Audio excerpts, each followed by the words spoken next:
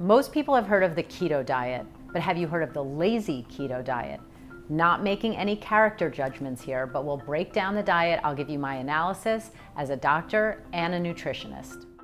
When you talk about a keto diet, what that basically refers to is a diet that's very high in fat, so about 75% of calories come from fats, saturated fats mostly. Then about 20% will come from protein, and that's generally a lean type of protein, and then only 5% from carbs.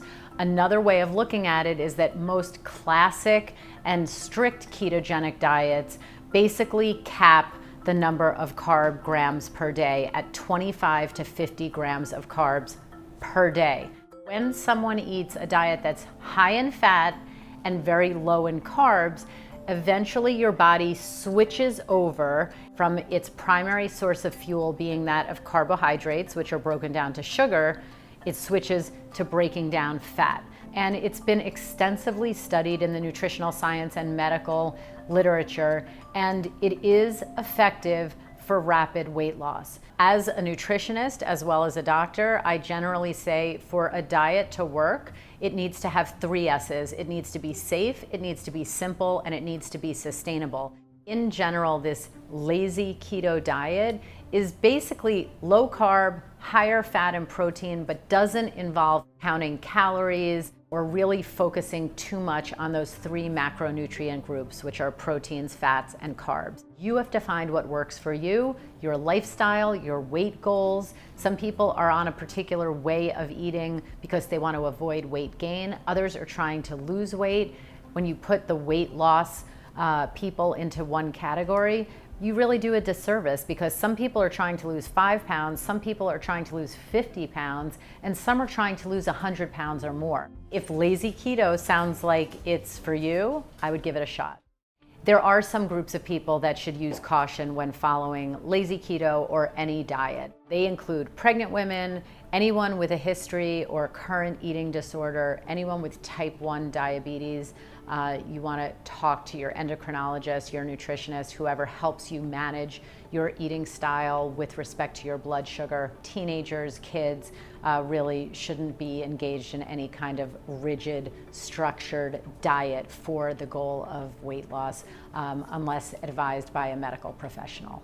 So my tips for someone who would be interested in lazy keto or keto is, first of all, drop the name, drop the terminology. Instead, focus on the big picture goal here.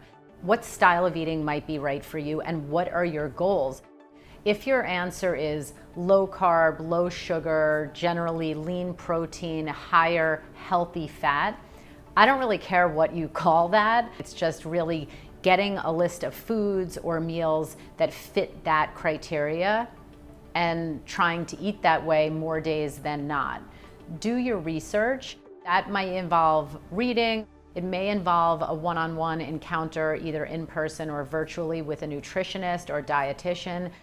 There are plenty of scam diets out there that promise rapid weight loss, but they're not safe and they're not sustainable long-term. I don't believe necessarily in counting calories for most people, but there are some numbers that I think are important to keep in the front of your mind. One of them is added grams of sugar recommendations per day. For women, according to the World Health Organization, it's no more than 25 grams of added sugar per day. For men, it's 37 grams of added sugar per day. Second number that I think is really important is protein. Protein grams is a weight-based calculation. It is not the same for everyone, so it depends how much you weigh and how active you are. For the average person, it's around 1 gram per kilo of body weight per day. Do that weight-based calculation for you, for your activity level, and then look up what your favorite foods are and get a rough tally of how much protein you're actually getting. Last tip, eat from the farm, not the factory. Anything that has a shelf life generally comes packed with preservatives and chemicals that are not helping your body, and in some cases may actually be doing harm, even if we don't understand the full extent of that harm. So as much as possible, you want to eat natural, unprocessed foods.